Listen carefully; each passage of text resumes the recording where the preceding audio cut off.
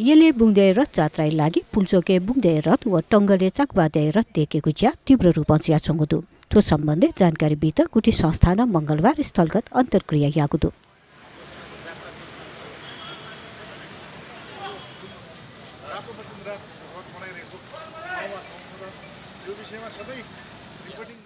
स्थलगत अन्तर्क्रिया गुठी संस्थानीय केन्द्रीय प्रशासक किरण साक्य, ललितपुरिया प्रमुख जिल्ला अधिकारी तुलसी बहादुर श्रेष्ठ, जिल्ला प्रहरी परिषद ललितपुरिया प्रमुख प्रहरी वरिष्ठ परीक्षक शेखर खनाल, गुठी संस्थान ललितपुरिया प्रमुख वैकुण्ठ आचार्य, रथ निर्माण प्रशासनिक समन्वय व शान्ति सुरक्षा लिसे रथिया सुरक्षा बारे जानकारी ब्यादिएको खा। मैले त यसपालि दावा साथ गर्न सक्छु कि हामीले 90%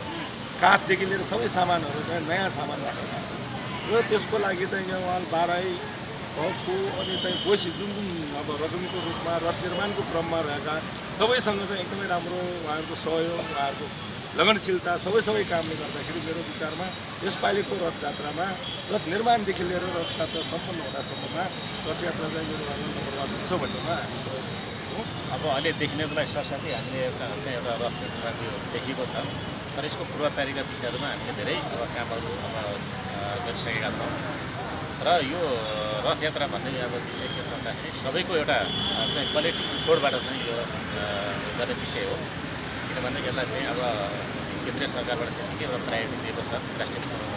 प्रायोरिटी दिएको छ, स्थानीय सरकारबाट पनि देखिसकेको चाहिँ अब हामीले एउटा समस्यालाई गरिरहेका छौँ र अब यसलाई चाहिँ अब यो रथयात्रालाई चाहिँ एउटा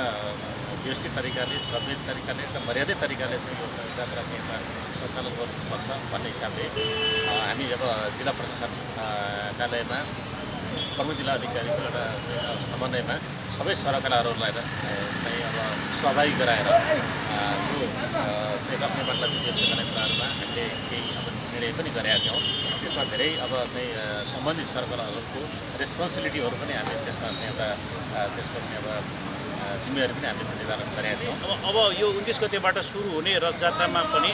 अब हुनसक्ने त्यसको त्यो भिड व्यवस्थापन हुनसक्ने चोरी पाकेटमारी जस्ता अरू अन्य अवांछित गतिविधिहरू भयो, दुर्घटनाहरूका सम्भावनाहरूलाई त्यसलाई चाहिँ मध्यनजर गरेर हामीले एउटा सुरक्षा योजना नै बनाएर त्यसमा हाम्रा सुरक्षाकर्मीहरू परिचालन गर्नेछौँ। पक्कै पनि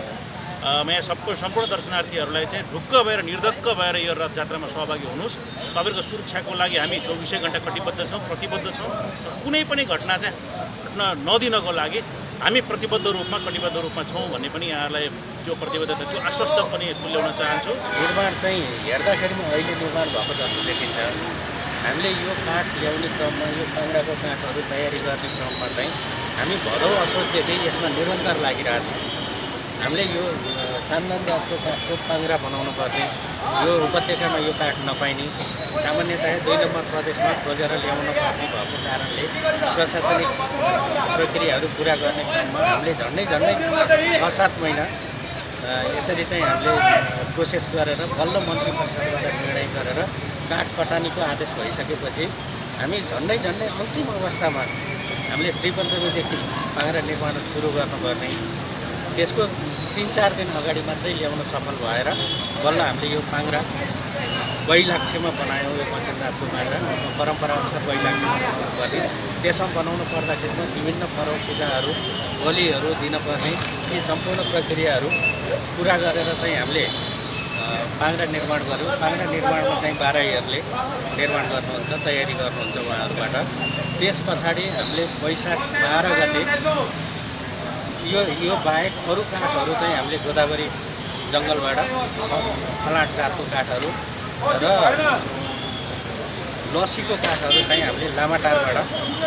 सामुदायिक वन पदाली सामुदायिक वन उपभोक्ता समितिबाट लिएर आएर बल्ल हामीले सामान जुटाएर रथ विधिवत वैशाख 12 गते हामुकी साहित्य पूजा गरेर रथ निर्माण सुरु गऱ्यौँ।